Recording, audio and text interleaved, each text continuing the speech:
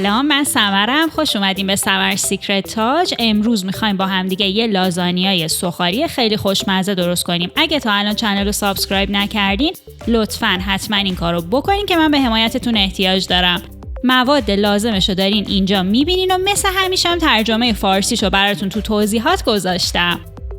بریم که شروع کنیم سس گوشت رو درست کنیم. پیازو که نگینی خورد کردین بریزین تو روغن و تفتش بدین، زردچوبه بهش اضافه کنین، یکم همش بزنین و گوشت رو بهش اضافه کنین. گوشت حسابی تفت بخوره تا رنگش کامل عوض بشه و بپزه، این شکلی بشه. من از همون ساشه ادویه خود لازانیا براش استفاده کردم. شما میتونین ادویه‌ای که دوست دارینم بهش اضافه کنین. رب بهش اضافه کنین، یکم اون وسط تفتش بدین، بعد با بقیه گوشت مخلوط کنین. میزان ربی هم که استفاده میکنین دست خودتونه، سلیقه‌ایه.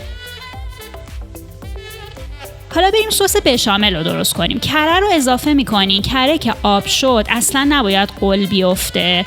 بعد آرد سفید رو بهش اضافه کنین، حرارتش کم باشه و تون همش بزنین تا آرد سفیدتون گوله نشه. کم کم آرد رو اضافه بکنین که به یه همچین غلظتی که رسید، بعد باید شیر رو خیلی کم کم بهش اضافه بکنین. یعنی یهو همه شیر رو بهش اضافه نکنین. همینطور که زیر حرارت کمه، شیر رو خورد بهش اضافه بکنین و کامل هم بزنین تا هر دفعه شیر کاملا جذب کره و آرد بشه. انقدر باید این کار رو انجام بدین تا به یه سس سفید رنگ برسین که این شکلیه. غلظتش رو الان دارین اینجا میبینید. به این غلظت که رسید نمک و فلفل بهش اضافه بکنین تا میزانی که دوست دارین. این سس که سرد بشه یه مقدارم سفت میشه که برای کار ما بهتره. حالا بریم لازانیا رو آماده کنیم. تو آب جوشی که یه مقدار روغن و نمک ریختین، لازانیاها رو دونه دونه اضافه بکنین. بر حسب دستور روی پکیجش اونا رو آبکش بکنین. دونه دونه جدا جدا بذارینش توی ظرف تا بریم اونا رو بپیچیم. مواد لازمتون هم کنار دستتون بذارین. یه دونه خمیر لازانیا رو بذارین. یه مقدار از سس سفید یا همون سس بشاملتون روش اضافه بکنین. فقط خیلی زیاد نذارین به خاطر اینکه پیچیدنش سخت میشه براتون.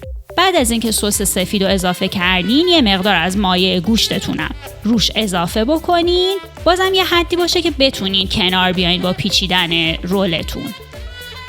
وقتی گوشت رو اضافه کردین، من از پنیر ورقه پارمزان استفاده کردم. شما میتونین پنیر رنده شدم استفاده کنین. یه پنیر رو نصف کردم، گذاشتم توی این روله.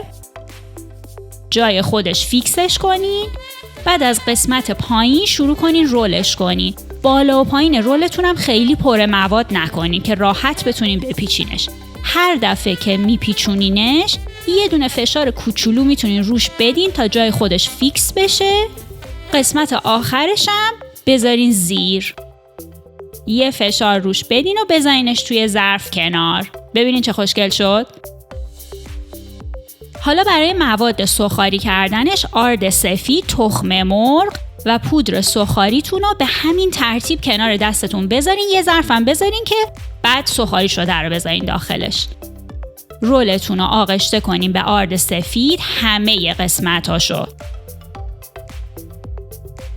بعد که قسمت‌های مختلفش رو تو آرد زدین، بزنینش تو تخم مرغ. سعی کنین موقع این کار حتما یه دستتون رو فقط کثیف کنین. یه دستم بذارین که اگر یه موقع موادتون کم اومد بتونین اضافه کنین.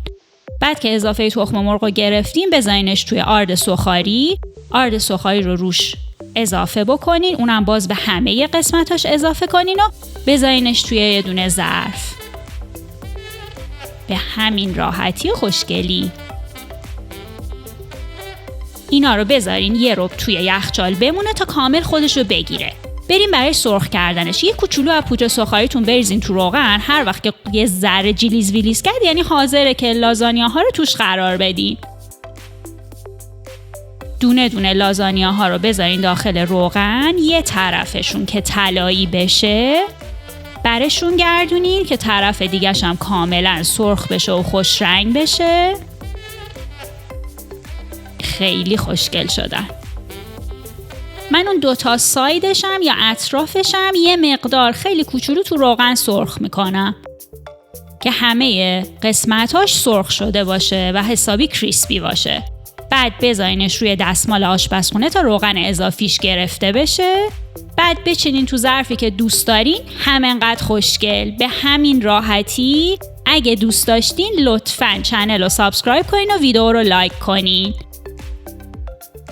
میتونین که به اینستاگرام منم برین، من اونجا پستای مواد لازم و دستورالعمل کامل رو براتون میذارم، میتونین برین پستا رو سیو کنین. مرسی که ویدیو رو تماشا کردین. امیدوارم که این رسیپی خوشمزه رو درست کنین، ازش لذت ببرین و 2 ویدیوی پیشنهادی منو که اینجا میبینین حتما تماشا کنین. تا ویدیوی بعدی، خداحافظ.